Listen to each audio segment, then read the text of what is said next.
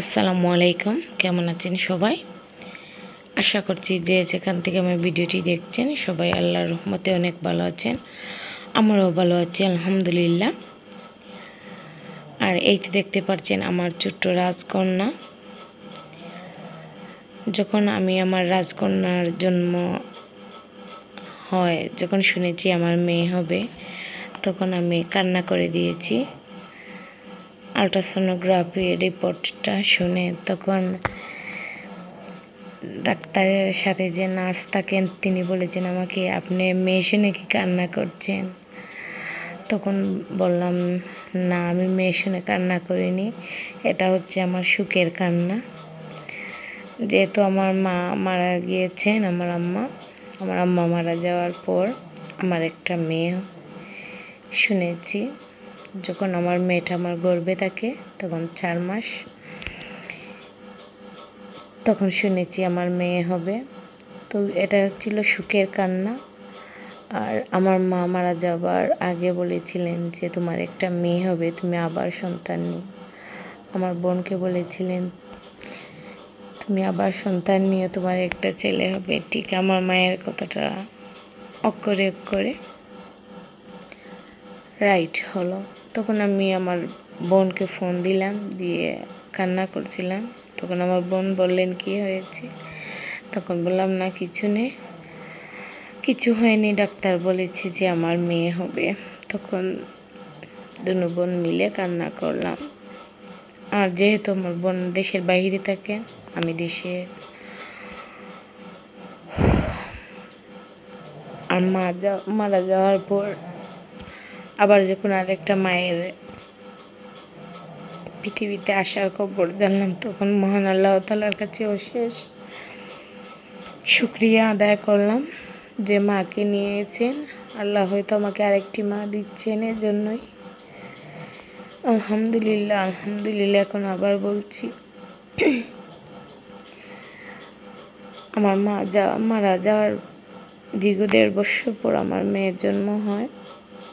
তখন আল্লাহ তাআলার কাছে বললাম যে আল্লাহ আমাকে মেয়ে দিয়েছেন মায়ের রূপে, হয়তো মাকে ভুলে থাকার জন্য। আজকে 3টি বছর হয়ে যাচ্ছে আমার মা মারা যাওয়ার, কিন্তু আমি এখন পর্যন্ত একটি রাত ঘুমাতে পারিনি।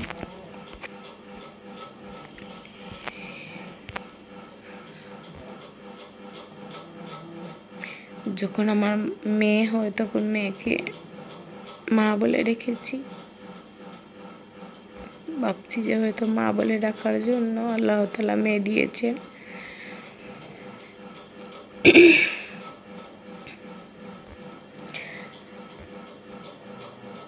আর এতটা আনন্দ হয়েছি। 2টি ছেলে, আমার ছেলের পর মেয়ে হয়েছে আলহামদুলিল্লাহ। মহান আল্লাহ তাআলার কাছে শুকরিয়া আদায় করার মতো ভাষা প্রকাশ করে পাচ্ছি না। প্রতিনিয়ত আল্লাহর কাছে অনেক অনেক শুকরিয়া জানাই যে আল্লাহ তাআলা আমি যা চেয়েছি সব কিছু আমাকে দিয়েছেন।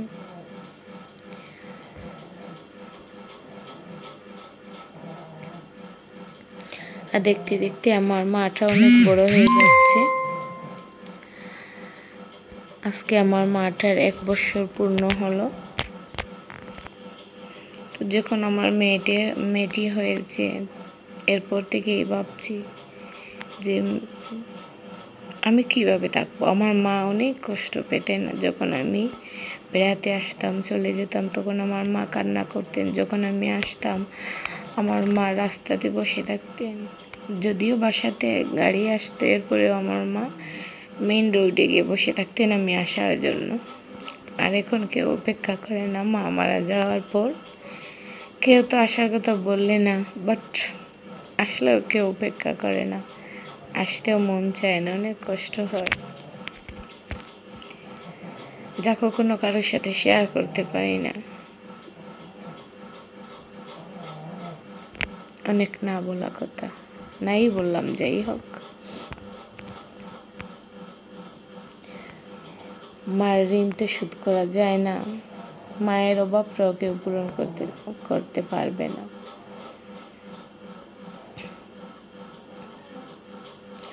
আমার মেয়ে হয়েছে, আমার মা জানতেন যদি অনেক খুশি হতেন।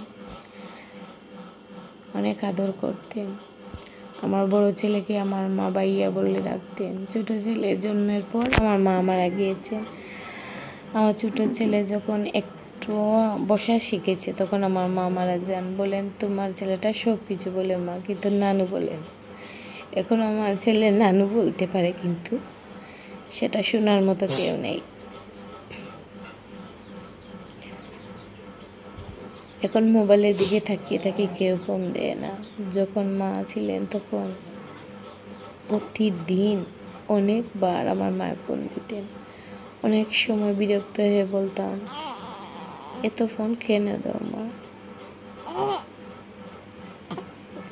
আর আজকেও খবরে নেয় না। কোনো এক সময় আমার মা বলতেন, আমি মারা গেলে কেউ তোমাদের খবর নেবে না। সবগুলো রাইট। যখন মা মারা গিয়েছেন তখন সবার সাথে সম্পর্ক নেই।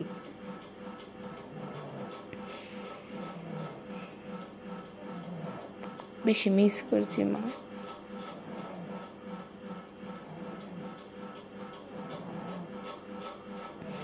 আর আমার এই ছোট্ট মেয়েটার জন্য সবাই দোয়া করবে। ওকে যেন মহান আল্লাহ তাআলা নেক হায়াত দান করেন, সুস্থ রাখেন। দেখতে দেখতে জীবন থেকে 1 বছর শেষ হয়ে গেল।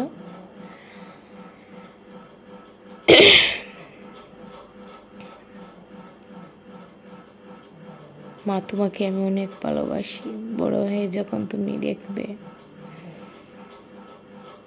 তখন হয়তো কি আমি নাও থাকতে পারি, বাট তোমাদের 3 জনের দিকে আমি চেয়ে বেঁচে আছি।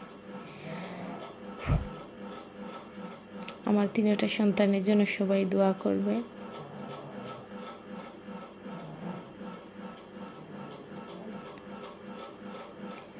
দুটা সন্তান পেলেছি, মা ছিলেন, কোনো কষ্ট বুঝিনি, কোনো ক্লান্তি আসেনি। আর যখন মেয়েটা জন্ম হয় প্রতিটা মুহূর্তে, প্রতিটা সময় মার কথা স্মরণ হয়েছে।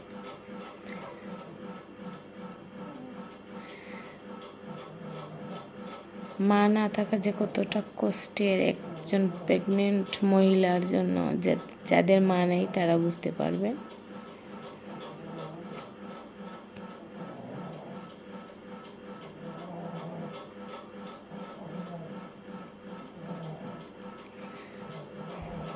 হ্যাপি বার্থডে টু ইউ মা। Happy birthday to you Manha.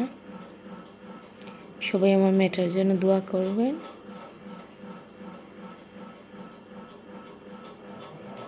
ভিডিওটি যদি ভালো লাগে লাইক দিবেন, কমেন্ট করবেন, চ্যানেলটিকে সাবস্ক্রাইব করবেন, পাশে থাকবেন। আসসালামু আলাইকুম, আল্লাহ হাফিজ। যাদের মা আছেন তারা সবাই মাকে বেশি বেশি করে ভালোবাসবে।